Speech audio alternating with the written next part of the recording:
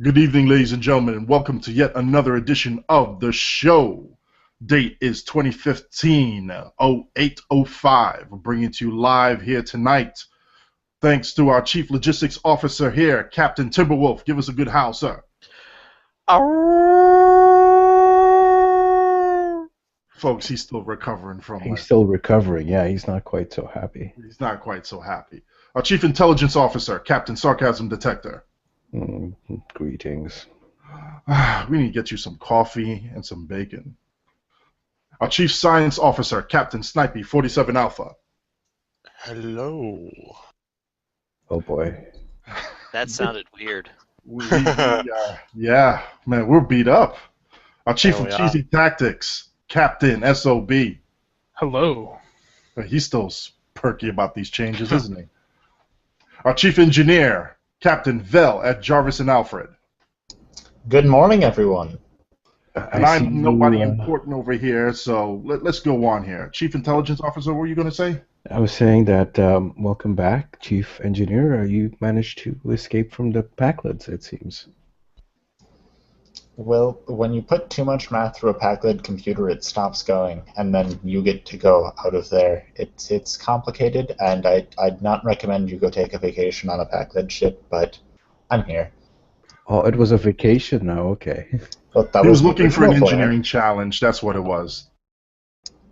I was taking a Packlet ship down to a planet that I was going to vacation on. They promised me, free trip if I could fix something. Oh, hold on, time out. The rest of that information is classified right now. You're not allowed to bring that up right now. We're just going to move on to the next segment. Is that understood? We'll go with the sure.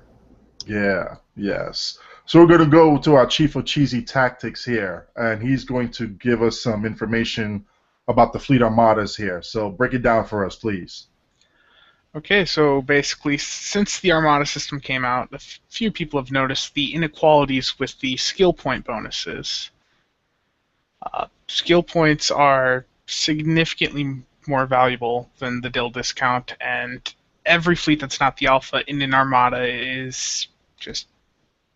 they get such a lower bonus that in order to get the highest bonus possible, you have to have each fleet in the Armada being maxed out, yet what fleet is going to want to stay when they're not getting the max bonus? Correct me if I'm wrong here. This DIL discount is if you had a project that required 50,000 DIL for your fleet and you have the 10% discount, you only have to put in 45K, right? Yes. Alright, as I'm actually in one of the smaller fleets in an Armada, it's a Gamma fleet, and it's probably got 10 active players, and a lot of those people only have ults in the fleet, so it's actually really huge if you're in a smaller fleet in a large Armada.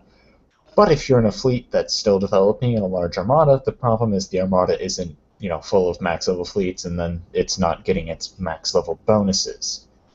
It seems to me like the intent here is really to give it so that your Gammas are new fleets, small fleets starting off, the beta fleets, and then once you start becoming max levels, that's when it gets complicated, because you can either try and find people to give you the big alpha bonus, but eventually, there's only so many fleets. And that's precisely the issue my fleet's running into right now. We're a beta in a level 510 Armada, and we are missing out on a massive XP bonus. So what I put up on the forums was just, it would be awesome if we could just have an option for what bonuses we get. Say for each tier, we get a point and we can assign where that point goes. So the smaller fleets that need the DIL discount can get the max DIL discount. Those that want the skill point bonus can get the max skill point, and those that want an in-between can have an in-between. Interesting. So you can pick, have it so that you can pick whether you're a alpha, beta, or gamma within the Armada itself, and you get the particular bonuses for each type, is what you're suggesting. Basically, yes. Now, some have said that may not work that well, and some, Odin, do you have the link there? Just a question, is the skill point bonus actually working? Because the last I heard, it wasn't.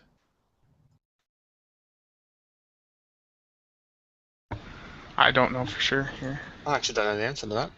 You know, we need to find that out. Yeah, No. last I heard that skill point bonus wasn't working, and I don't remember seeing a note anywhere that it was fixed. Well, this is something that we'll definitely start asking fleets around there, as well as do our own internal testing and find out. How am I supposed to figure this out? It doesn't show up in the combat log. Gosh, people come up with impossible problems. You know that the dill discount is definitely working, but Yeah. the from what several people have told me, they're not seeing an increase in spec points from the from like fighting, from like XP from NPCs and other things. So I think it's still not working. I'm pretty sure it's not working. And if you scroll down in that thread, there was a suggestion that John put in there to scale it a bit differently, being that most players in the game see the skill points bonus as being more valuable. So to make it more fair for all of the 12 other fleets in the Armada, just scale it so that for each tier, the Alpha would get a 1% XP bonus, the Beta would get 0.85%, and the Gamma 0.7%. So this would mean if you're in a level or tier 20 Armada, the max, the Alpha would have a 20% XP bonus, the Betas would have a 17%, and the Gammas a 14%. As it is right now, it's a pain for myself and a few others trying to recruit when we're not the Alpha, because skill points are a significant factor in choosing, right now with the system, choosing what fleet to join. You said you're a beta fleet right now, so that means the 500 level 510. So what, the Alpha is getting 14%, you're getting 7%, and Correct. And the Gammas are getting 3.5, something like that. The Alpha's currently getting 13%. I'm in the same fleet as SOD. And We're getting that's 1.5%. one of the other bugs here I'll talk about shortly.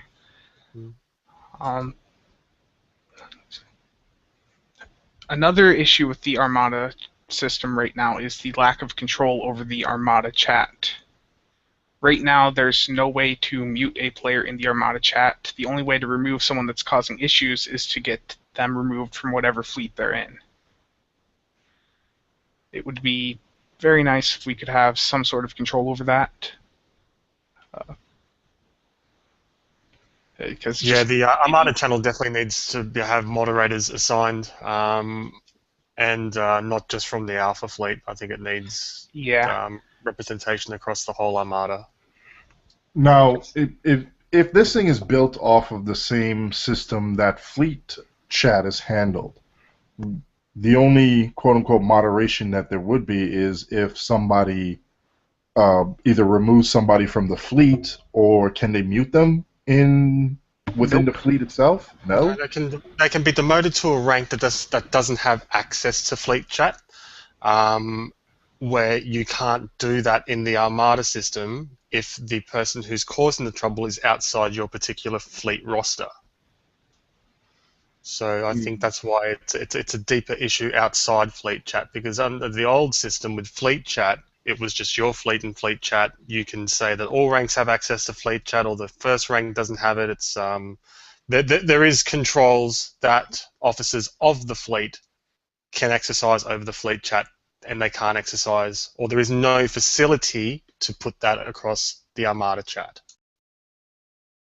So what we need is some kind of officers for the Armada system. It's like it's like an extra tab in the Armada, like a sub-tab in the Armada tab itself in the fleet screen that, say, either rank 6 or 7 gets access to from all the fleets, and then that might cause issues if the fleets in that armada have very different rank structures. Like ideally, you want to be able to assign an individual member from each fleet to be able to access that specific function. But that might be a coding nightmare. So, but something's better than nothing, I guess, at the moment. Maybe it's something where the fleets within the armada are going to have to lean towards leadership of the individual fleets in order to make sure that any sort of potential troublemakers are dealt with appropriately. Yes, but that can take time if the leadership of that fleet is not online at the particular time of the infraction. So, yeah, that can be quite a bit of a hassle right now. The final point for me with the Armada system is the UI. I've seen a few people on Reddit and on the forums complain about some of these issues. The major one is you can't view the timers on the other fleet's projects in the Armada system UI. It would be handy for helping some of the smaller fleets out if we could see that time. Just having to guess when they may not be logging on, it can be a bit of a pain. Ooh, I thought I saw something written about that somewhere, maybe in a patch note. The timer that they were talking about in the patch notes, if I recall, that was for if you were kicking or removing a fleet, the timer would reset after 24 hours, and that was because the timer was actually over a day, but it wasn't programmed to show that it was over a day. I see, okay. Another thing is you can't view the full rosters in the other fleets. That's not as big of an issue, but they have the option there. It'd be handy. And back to what I was saying before about the Armada levels, it's not updating the Armada levels for each fleet that fast. We've had a fleet sitting at level 0 that is actually level 26. It's been sitting there for half a day right now, and it's holding us back a tier of bonuses because it's not updating. Wait, hold on a second. A level 26 fleet is not showing up as 0. Is this after their, I don't know, what's the term I'm looking for? A period of time where no benefit or drawback is given to them? They finished the probation. Thank you. Earlier today, and it's been over half a day. Yeah, I'm looking at it right now. They're still showing up as level 0. All right, so something that needs to be addressed then. And if anybody else out there sees this, post it on the links, post it on the forum threads. I personally think this is a bug if this is what is actually happening here. So also post in the bug reports. And one final thing with the Armada system is trying to track contributions from fleet members to the other fleets for promotions. We currently have no way to track this, and using the export feature in the other fleets can't track it either. It shows up on the leaderboard of the other fleet, actually. If you make it, yeah, well, that's right. That's the only place you can see it. So if you are contributing to other fleets, you're benefiting the entire armada, it's not coming up as your contributions in the fleet that you're in. Yeah, it's a bit of a pain to track promotions for one fleet when the contributions are going to 12 separate fleets and we can't see those leaderboards. Maybe they could do something like add another table for external fleet contributions, since there's obviously some sort of system that's taking that away. Maybe add a separate table somewhere where they can make a tab, one for internal fleet contributions, another one for external fleet contributions. That would solve the problem. At least it can be tracked. Yeah. Can you not see the leaderboards for other fleets? Well, it'll just be a grand total of all the fleet contributions for all the other external fleets. Yeah, right now the only way to see their leaderboards is by having a tune in their fleet. Yeah. Okay. So yeah, okay, I agree with you. There should be the leader, at least the leaderboard should be added on to the tab there, so you can check or have a external leaderboard as Odin suggested. Is there anything else you want to discuss about this? Nope, that's all. All right, moving on. Just to make a couple quick announcements here. One, the skill tree changes that people saw on Tribble, that has been confirmed. It is a bug. Nothing's happening there yet. That bug has since been corrected. There was a hint at a skill tree revamp, but nothing has been confirmed as of yet. Stay tuned. As soon as we get information on that, we'll be sure to broadcast it. Even if we're not the first, we'll probably get the best breakdown you could ever imagine, and you hear it first on the show. Well, they've been hinting about a skill revamp for a while now, but I'm not going to hold my breath. Well, you know, it will be coming soon. Trademark. I'm just anticipating the removal of torpedo skills, which will, be the start of the removal of torpedoes from the game. Yeah. You know what? That'll give you your only fighting chance to survive me. Anyway, next quick quip. Weekend shuttle event is here this weekend. Actually, starting patch? So patch Thursday. Once that hits and everybody's back on live, get into your shuttles, get into your fighters, get into your BMW, and just go into space and start zapping everything you can see. I'm assuming that the queues will be rewarding a little bit extra as far as the shuttle events are concerned. Double marks. Double marks. So this is a good way to build up your fleet marks. Since there's no win, you can get into your shuttle and do the fleet alerts and get some nice fleet marks there. Well, not nice. I'll say halfway decent. And for those who did not see this beforehand, we're just going to bring this out here because there have been some questions as far as is the new, what's the benefits or drawbacks for each faction's Tier 6 heavy escort carrier. Luke Critter, as his usual good self does, did a nice little breakdown with it. And there were some contributions, I believe, from some other sources, but he will correct me on that whenever he gets online again. But he has a nice breakdown of the specs for each faction, as well as the man, my brain is just shut off right here. It's the fleet version of the ship for each faction, and it's a good read. It's a very nice little quick. Oh, look, I can get this benefit here if I want to play my Romulan character versus my Fed versus my KDF. He has his own opinion on it as well. Give it a good read. Shout out to Luke Critter. Keep up the good work. We love you, bro. Any assessments on that? Yeah, I particularly appreciated that. There's he's showing all 7 Tier 6 heavy escorts because he's including the Zindi one in there as well.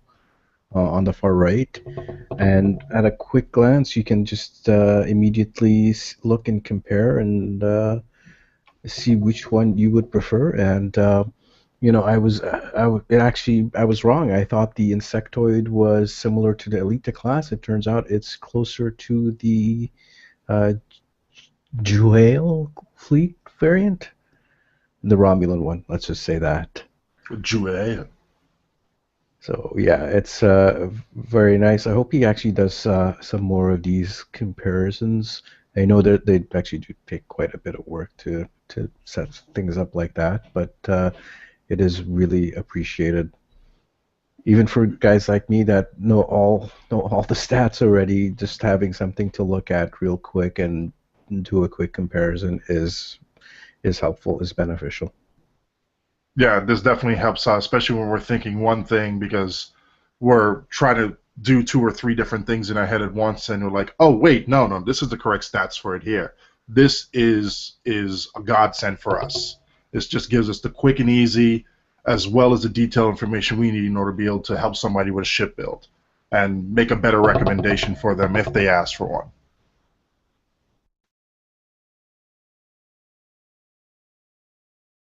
All right. Now, with this completed here, we're going to go on with the Chief Logistics Officer, and he's going to give us a couple words here. Well, I've got to unmute about 12 different things here. That was an epic amount of mutes. I blame Spencer for mute cheese. You know, we did a special edition on the show on Monday, which I've been reading comments about. I was reading them live. I was funneling them in. It was a very polarizing show, and it was bound to rub people the wrong way. But the things that were said needed to be said, simply because a lot of people were taking the argument the wrong way as far as what I was seeing with the comments. We weren't trying to blame a specific group of people. We weren't trying to blame everything on one particular item getting a nerf. The whole thing was simply we were showing a pattern of events that was occurring with abilities, with items, with server performance, with things we were seeing in the game that we didn't like.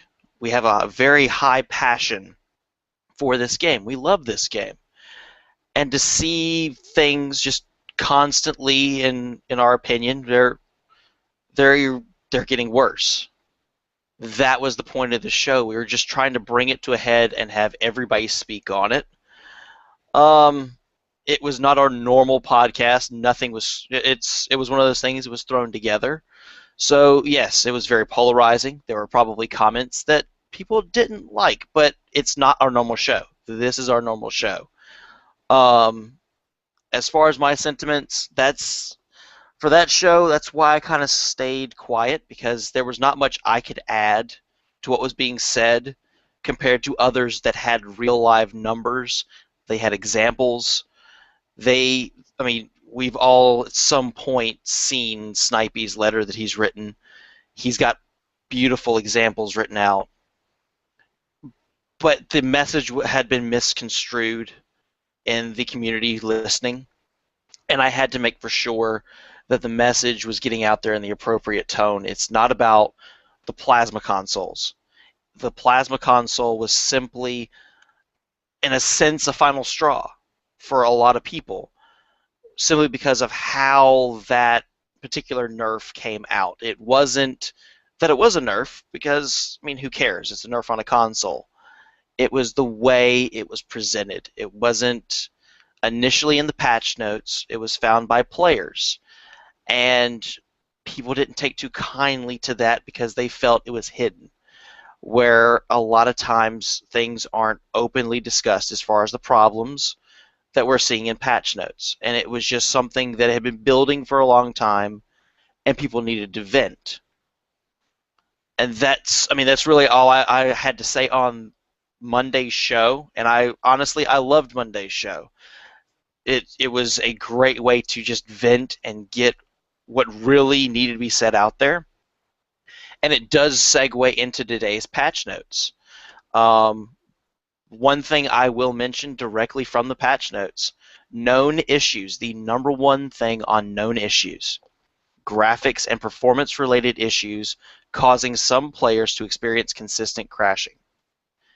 This is the first time in known issues where they've actually said something along the lines of, hey, we know there's issues of multiple types, we're working on it. And it's something that I've said from the get-go. I could not know a dad-blame thing about any coding that they're doing, anything they're doing whatsoever, but simply that they acknowledge that there is a problem and they're working on it. That alone speaks volumes to me as a player. Because, hey, it could be that the entire server is from 1994 and it's running on Windows 3.1 with a hybridization of, Ice Cream from Android as far as the operating system. The fact that they're actually acknowledging it is tremendous to me. Are they related? Couldn't tell you. Not going to be that egotistical. Just simply that they're acknowledging it.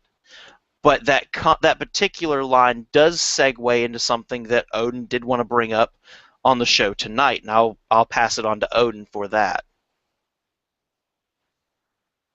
What, the torps are broken and don't use them, folks? Well, Actually, not that. I know you saw the kinetic battery. I know. No, I we think knew T12's okay. this. We knew this was coming here anyway. No, it was actually one of the questions that was asked by one of the audience members there. Why are torps broken? Blah, blah, blah. But segueing into this, which, by the way, thank you, Vel, for posting the holodeck patch notes on this. It's very, very extensive. Very extensive, considering that they went through a lot of what they were discussing before, what we saw, and just said, hey, here's everything coming out. What do you guys think as far as, I don't think you all have had time to go through this thing in detail yet, but just the sheer number of things going on with system alone says something. Well, I can speak on that a couple of things that have been mentioned in the past that were tested by players. They are showing up. I'll use the big one for example. The effects of tactical fleet will no longer be diminished by the player's damage resistance. That's something that a lot of players have tested using not just tactical fleet, but also the intelligence tree abilities that boost damage resistance ratings when you lose a shield facing, and various other effects and consoles that do damage resistance ratings, to see that that's actually come out. And if I recall, Mordecus did say somewhere that he acknowledged the fix, that it was an easy one. To see that it's actually there, and that's something that does affect a lot of players, is something that's nice. And the Mannheim device, that to me stands out as far as that particular fix. I was actually talking to people in real life about this that I play with, and they found that was an interesting fix that they did for that. To them, it made the console a little bit more usable. Yeah, before it was basically a suicide console, and they weren't actually going to do anything about it until they actually found out that the console could be used to intentionally cause lag in the game. Then they turned it off basically, and took them about a month to fix it. But it's fixed, and it's actually better than it was before. So that's something. Can you guys sidestepping here for a moment? We got a question from one of the audience there. I wish you guys were going to STLV, more like a comment. I wish you guys were going to Star Trek Las Vegas instead of Priority 1. Well, Priority 1 is going to Star Trek Las Vegas. They already had that plan. They're going. They're enjoying themselves. I hope that a lot of the questions that they asked for do get asked and answered. As far as us, we're concerned, maybe one of these years, if Stowe's still around, we'll be more than happy to send one of these guys out there as a representative of us at the show, or maybe all of us if one of us hits the lottery, and we'll just go out there. I'll tell you right now, I'll start saving up the funds. If we've got good representation, I'll do my absolute best to be there next year. How about that? All right, you know what?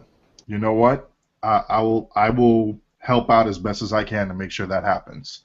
So we got TimberWolf, who volunteered as a rep to be able to go, and if we can get somebody else to go, sure. But I don't know if we can get Aussie Man over here quick enough in order to be able to go to Las Vegas next year. That's interesting. I know the GNT show, which is another podcast. It's actually a Star Trek podcast, I believe, not just Star Trek Online. They will be at STLV, Tribbles and Ecstasy. I'm not sure if they're going or not. I'll probably side on the not side, but some of the guys from the Reddit fleets are going there as well. So maybe hop onto the subreddit and maybe ask them to perhaps ask the devs or interact with the devs in that fashion as well. There's quite a lot of community groups heading over there. So just because we're not able to, we don't get the donations that other podcasts get. So really, we're not going to be able to do that. It's a little bit expensive, especially some of us are, in different countries. I'm in the east coast of Canada, and some of us are in Australia and other locations. It can be very, very expensive to actually travel, as well as time consuming. And no, this is not a hint for any sort of funds or soliciting any funds at all. We're not asking for any. No, thank you. But thank you anyway. Good. Oh, that reminds me. I'm sorry, Val. I'll let you go in a second. I'll let you go on in a second. But just to touch back on what TimberWolf was saying before, guys, remember we're not journalists here. We're not professional entertainers.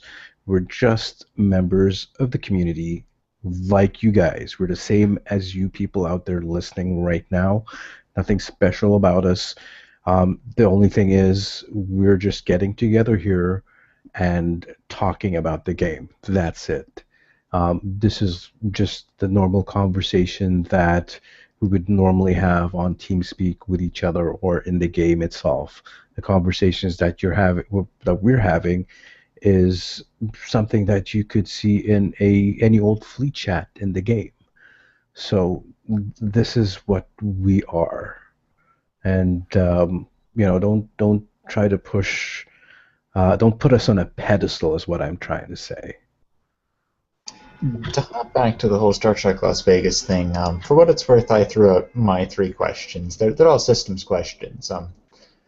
What's the math behind how threat scales? Are there any plans to, look at threat scaling? And are there any plans to address a couple of AI bugs? Like the part where you can't aggro any part of Hive Elite after you get 2 vessels, 1 of 1 and 2 of 2 and 2 of 2, for example. It would be nice if threat could get some love. It's kind of like torpedoes, except you can't even parse them to see what's going wrong. We also do want to do a shout out over to Zenith's Expeditionary Force. They will be over there at Trek Vegas. They will be doing as much shenanigans as they can while enjoying themselves out there. By the way, message to all you guys out there, your boss says take a lot of pictures. Lots of them. And look good doing it too. If they do take pictures, I look forward to seeing some of those. Well, not all of them, just some of them. Just saying. I don't think all of those pictures should be seen, I don't know. We might be able to open up a domain with those pictures. Make a lot of money that way. Then we could fund our own Trek Vegas trip. There you go. There's a certain rule I'm thinking of that might start to come into contact here, and I don't necessarily know I want to delve into that. We'll save that for another show. How about that? A very different kind of show, for sure. Oh, yay, the fun that we get to have here. Going into the other segue that we segued from the segue beforehand, we actually want to be able to talk about some of the things that the devs have stated as far as what's going to be addressed with the server performance and network performance issues. Between Zeronius Rex and Bordicus, they have already acknowledged and addressed some of the network issues and the server performance issues. They stated that instead of trying to fix the existing attack pattern beta, for example, they're going to completely make a new code for it and just go with it. Use that in place of the existing attack pattern beta. We have been promised, and I will hold them to that promise, that attack pattern beta will not get wrecked to oblivion. Because even though I'm not a user of attack pattern beta, I want to make sure my teammates get the full benefit of it. So, with that said, here's some of the things that Bordicus had addressed. Some of it include Borg ships, ability to assimilate ship, the crystalline entity recrystallize buff on a CE, and attack pattern beta were the 3 biggest things that he's mentioned.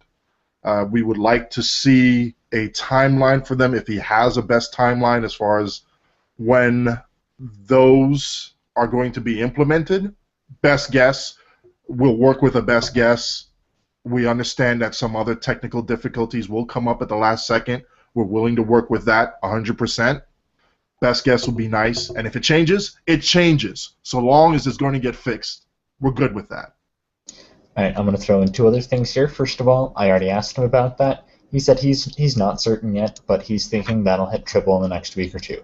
The other thing I want to point out is that Flying Targ made a comment on the forum discussion, and he said that this was based on the profiling they've done on basically every server they have, to try and figure out what's eating up resources. And he said basically that it's entirely possible that this could be just white noise in their profiling, and there's a chance that it might not actually be the main problems. But even if these aren't the main problems, which I believe I got the impression he thinks these are the main problems, but even if they aren't, it cleans up a lot of the noise in the profiling, so they'll be able to figure out what actually is once these things go out. So look for some changes soon. I'm really hoping this delivers. And what I want to say is this kind of communication right here, this is a gold mine. This is incredibly helpful. And this is the kind of communication that would make a lot of things go over a lot easier. For example, because when you're saying, hey, there's lag problems, instead of hopping into just another thread about talking about, hey, there's lag problems, we're going to make our own, and we're going to tell you, hey, here's what's going on, instead of how some other things have felt, where it's like, we'll only tell you exactly as much information as you specifically ask for whenever you feel like it. Like this proactive communication that says, hey, here's what was going on, here's what we're doing about this, and here's when you can expect that. That's wonderful. More of this, please. A lot more of this, please. Okay, I'm gonna say we got that a while back ago when we did our whole pay to lag bit a while back. And shortly after that, Salami Inferno started chiming in. Tweets were going out. They were posting pictures of the server hit list. And you know what? We were seeing the patch notes. Every patch notes, we would see a line saying various assorted fixes to combat lag or something to that effect. And that lasted for a short bit, and then it kind of petered off, and we never heard anything about it again. And, lag got worse after that point. It's why we assumed they had done some kind of rollback. So, yeah, this is good. This is really good that they're communicating and telling us all this information. I just hope they can be consistent with it, not, after 2 weeks or a month, they just kind of go quiet again, and, we're left to speculate, and that's the worst thing that could happen. As evidenced in certain forum threads or even this very show, when we don't have the correct information, when you don't communicate with us, players are going to speculate, and if the player base is frustrated, that speculation is not going to be everything is awesome. We would like for everything to be awesome. We really would. But we wouldn't be honest to ourselves and to anybody else that comes and asks us questions about it if we said, yeah, everything is awesome. No, we actually want a quality game that we enjoy. We see a lot of potential in this game, and we'd like to be able to see it improve, so we can enjoy it with our friends and with the new people that want to come into this game and stay for it, whether they're Trek fans, whether they're just gamers in general, whether they just like the pace of this game. We want to see an improved product so that more people can come in, and so that this game will have longevity to it. You got to remember one thing about the lag. There's different types of lag. We were just talking about this before the show. There's 3 different types of lag that we're seeing. You have the graphical lag, you have the server-side lag, and you have the network lag. The graphic lag is very simple to explain. It's actually, it's probably a client-side issue where, you have so much going on in the screen. You have to render so much information that you lose you lose your FPS, your frames per second. That drops. And Snipey was actually doing a test on the past few days by removing certain abilities and powers that actually render or show graphics on the screen. Like he took off Chemosite, he took off his plasma consoles. There might have been a couple other things. I don't quite remember the full list of things. And he saw improvements in his FPS.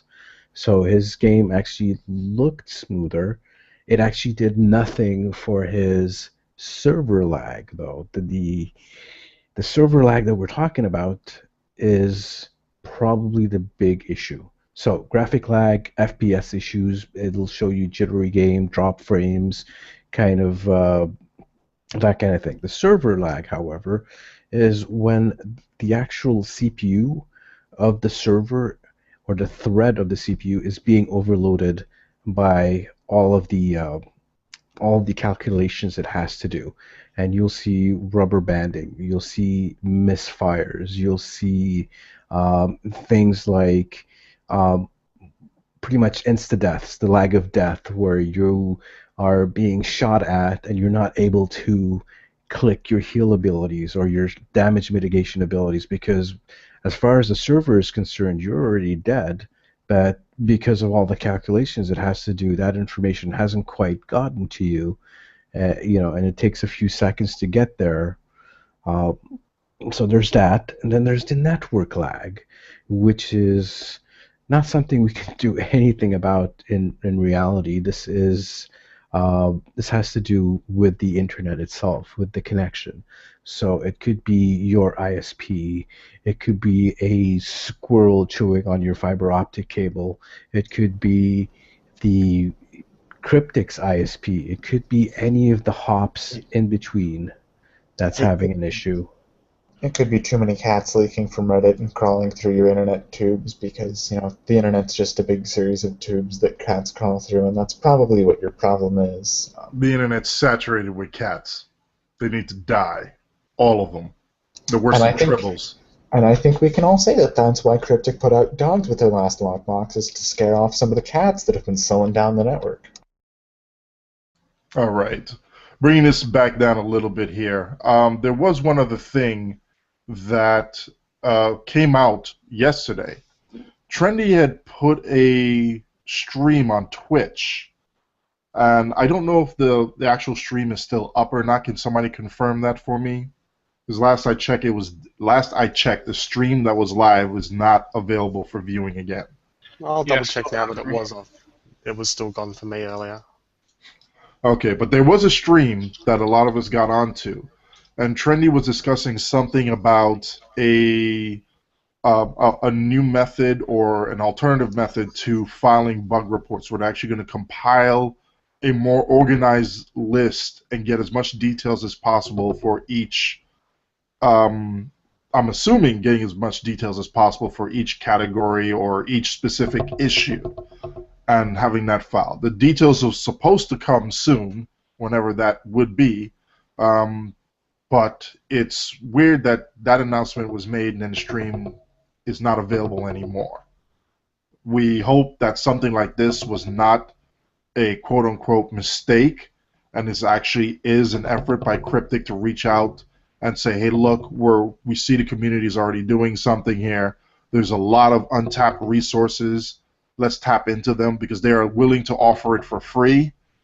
Let's use that to the advantage for everybody so it'll be a win-win scenario and go with it.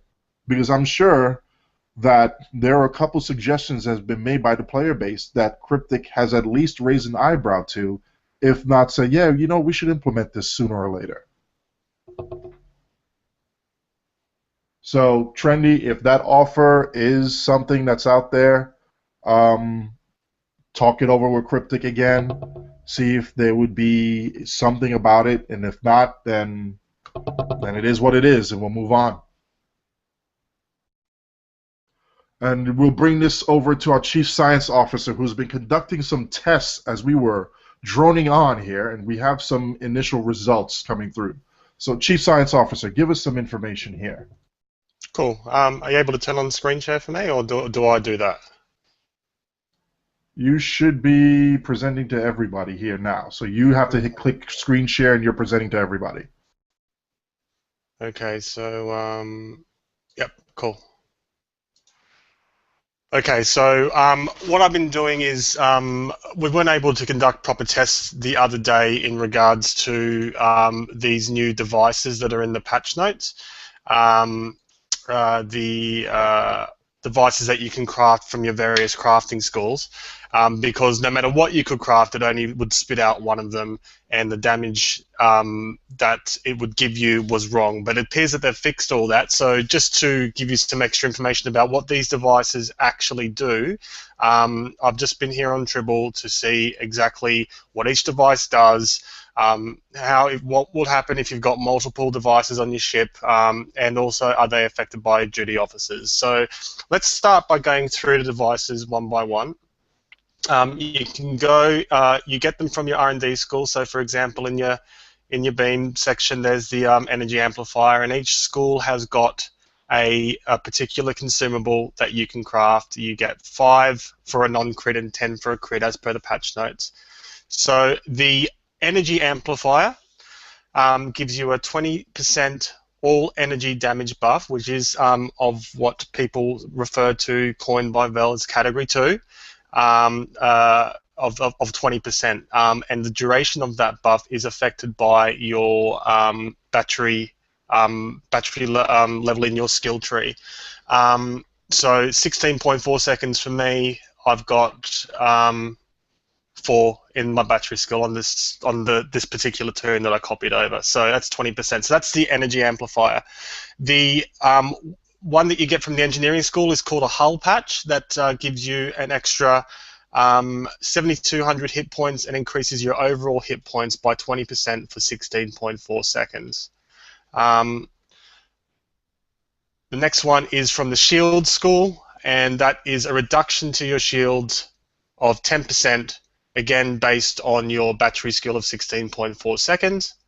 For all you science lovers out there, a 20% damage buff to your exotic damage abilities for 16.4 seconds. On the ground, it appears this is only going for 10 seconds because ground doesn't have the battery skill is in the space section, so it appears that it doesn't increase the time on ground. It's a 25% increase, exposed chance increase, exposed chance buff, and also an increase to your exploit damage of 25%. And finally, for people who use cannons, targeting lock, a 50% accuracy increase for 16.4 seconds. Now, these, if you've got multiple devices on your ship, they've all got a 1-minute cooldown, and if you've got a multiple, it puts the other one. It wasn't doing that before. Okay, that's interesting. There must have been a delay. I was about to tell you the wrong information. It's fantastic that I did this. So I slotted the DOF and it didn't change the cooldown of it. So yeah, it appears if you don't have a battery DOF, it does put it to a 30-second. The second device, it does put into a 30-second cooldown. But if you do have a battery DOF, and I have a blue one, it appears to have dropped the cooldown from 30 seconds to 17 seconds. But it didn't appear to affect the one you just activated. So that's probably something that may change in the future. I'm not sure about that at the moment. So, but you see, I activate this one now. The battery DOF didn't affect that. It just affected the global cooldown. Sorry, the cooldown of the other device. So the other, sorry, the shared cooldown. The shared cooldown, that's right, yes. The other good thing about the changes that are coming this week is the cooldown on batteries. It is being dropped to 1 minute, and it is affected by battery duty officers, obviously. So a blue duty officer will reduce that down to 33 seconds. If you have maximum battery skill, that will take the duration of that battery up to 20 seconds. So you can have a weapons battery active for about 40 seconds out of every 60. So that is a great quality of life increase there. So. Is it the Go Isn't on. the maximum battery duration actually 30 seconds with full skills? No, that's the red matter capacitor. So the base battery duration is 10 seconds with no skill in the skill tree. You maximize. Basically, the way you work out the skill tree is that whatever these points are, you just divide it by 10, and that's what it in seconds adds to the battery duration. With the red matter capacitor, so that's 20 seconds is the base duration. It seems to add another 6 seconds to it for a maximum of 30 seconds if you've got a maxed out skill tree. So I'm listening to this and not watching and reading tooltips, the shield thing is not 10% reduction to shields, it's 10% reduction it's 10% reduction to incoming shield damage, so it's not going to nerf you, don't worry. That's the way I just assume. Is that the way it reads? Oh, damage. Oh, reduces damage. Oh, okay, I see what you mean. Yes, that's a very good clarification. Thanks, Val. Okay, could you hover over the exotic one for a second, please? All damage. Okay. It does say that only affects exotic damage abilities. Only affects. Okay, yeah, but it says all So damage. you want me to double check it doesn't affect your weapons? I mean, yeah. Well, yeah, but one other question I have is either I fell asleep, like our chief of cheesy tactics once did, or you didn't talk about the torpedo battery.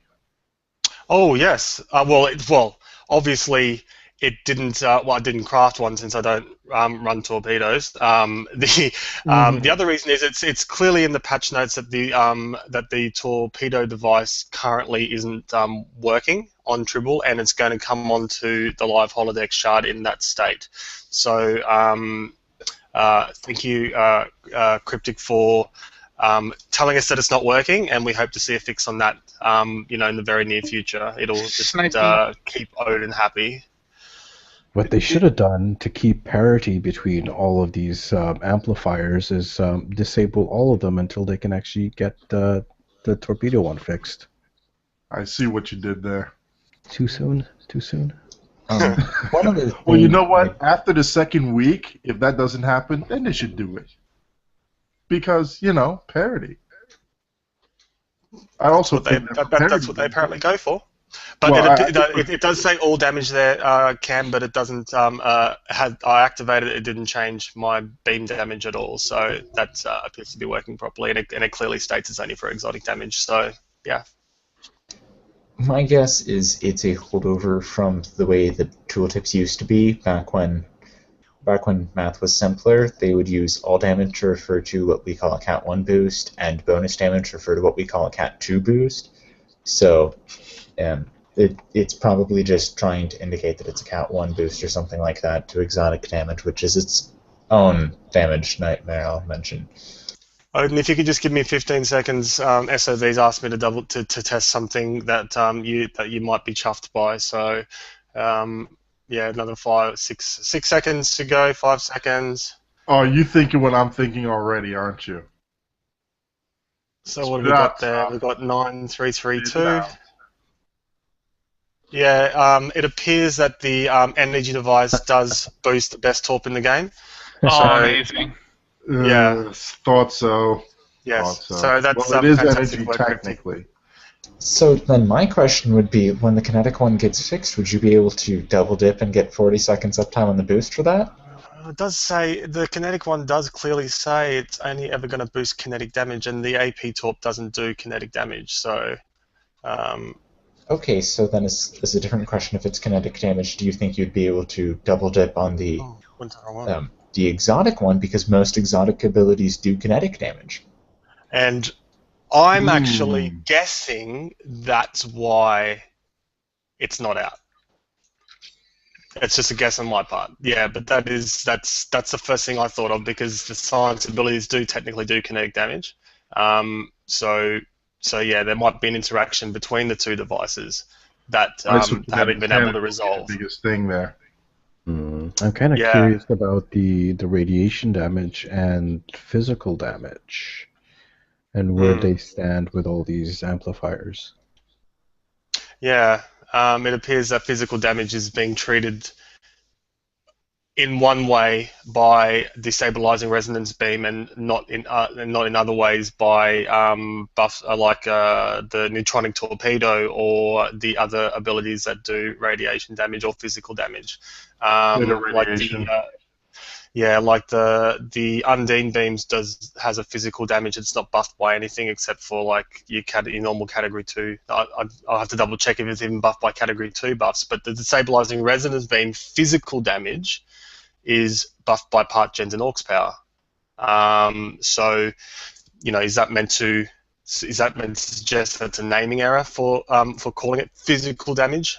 It's just a little inconsistency that we picked up there. People go, well, I can have higher particle generators to increase the damage to my destabilizing resonance beam, but on the other hand, I've got this other thing that does physical damage, and the increased particle generators didn't actually change the damage of it. So it's just a little inconsistency there, and based on the posts that I put in there on Reddit and the SDO forums a couple of weeks, 10 days ago or so now, Farkamon did mail me on Reddit asking for some specific details on that, and I have replied to him. So I gave him a whole spreadsheet on it. So yeah, Cryptic has this information now. Well, thank you for the report. That's okay, mate. All right. Does anybody have any closing remarks?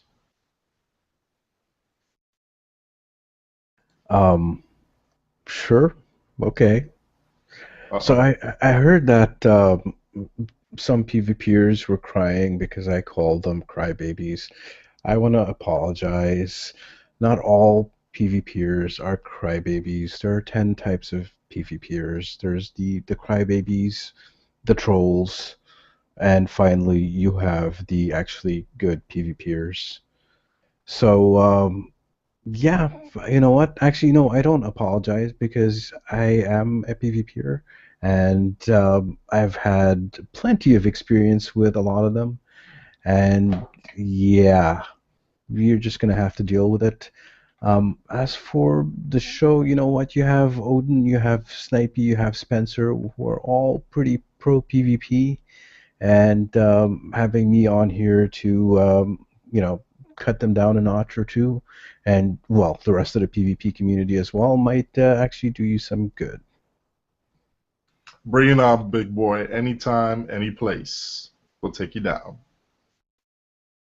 Your torps will end up missing me anyway, mate, so it's all good. I got video that says otherwise. Is that the So do video I. where Snipey is shooting his AP torps and blowing up a what was that ship you like to fly? The Manticore, the Defiant? And yeah, Yeah. my Manticore Defiance, Defiant, yes. It was a firing test. He wants to use that as his big win there because you know what? Without the cheese, he's just a sitting duck. And he knows it. Anytime, mate. You know, I need to do some editing on that video where you and SOB try to catch me. And what the heck is that scimitar ability? Big ball of flaming death that you guys like to do? No, the Cloak Barrage. Whatever it is, yeah, that thing. Oh, that You plus like that- you that like was my pretty Vesta funny. console, don't you? Too. You like my Vesta console also, don't you? Hey, look, if I gotta go, so do you. So, yeah. I like No, it. if you gotta go call a pack lead, come on, get the saying right. No, man. Look. Just because we like a challenge doesn't mean we want to be so buried in insanity in order to be able to deal with the challenge. And that doesn't mean just because I use torps doesn't mean I am going to fly with a bunch of pack leads for a week and get asinine crazy and trying to solve their problems. No. Hey, no. but you really don't want me talking about that, do you? No, not yet. Not yet. No? No. You No. don't think the public's ready for it? No, they're not. Not yet. Okay. No? Alright. No. All right, so we're done here for now. I was going to tell you that I invited a pack lead over for next week's show. Is that going to be a problem? Goodbye. Our chief engineer might go missing again for next week's show, so we'll just say goodbye to him right now. We'll see him after Las Vegas, and whatever else. But, you know, we will say this. Everybody there, whether you like us, you hate us, whatever, we do read your comments. We do listen to you. Whether we take it with a grain of salt or we take it to heart, Your thoughts do count. They do matter. Because we are, like you, the player base. We may not represent everybody, but we're a part of the community. And that's We're just the from the vocal show. minority, dang it. Yo, go on. What? I was just poking fun at a different phrase. But the other thing is, we really do appreciate your comments, and if the comment box at all resembles a shredder, that is pure coincidence. It's a high-tech fax machine. Our chief engineer built it himself. All right. Well, thanks for the dry joke from our chief engineer. Cheap engineer. You see what I did there? Yes. Yes. Oosh. I know, right? Bad jokes. Anyway, chief engineer Vela, Jarvis, and Alfred, thank you very much for coming on the show. Our chief logistics officer, Captain TimberWolf, thank you for coming on the show. Our chief intelligence officer, Captain SarcasmDetector, thanks for snubbing the PvP community once more. Our chief science officer, Captain Snipey47 Alpha, thanks for reminding me how bad Torps have it in this game. And our chief of cheesy tactics, Captain SOB, I might actually go PvP. And I might actually stand a chance because you won't be able to one-shot me with plasma explosions anymore. And I just got to wait for about a 15-second window in order to blow you up. You have other cheese? You have other cheese? Bring it. I will see you in there. As long as we're not eating it all. That's QQ. Oh, I'll make him eat it. I'll make him eat it. I'm the Chief Strategic Operations Officer, Captain Marshall, and we're all out. Thanks for listening to the show. Have a good night.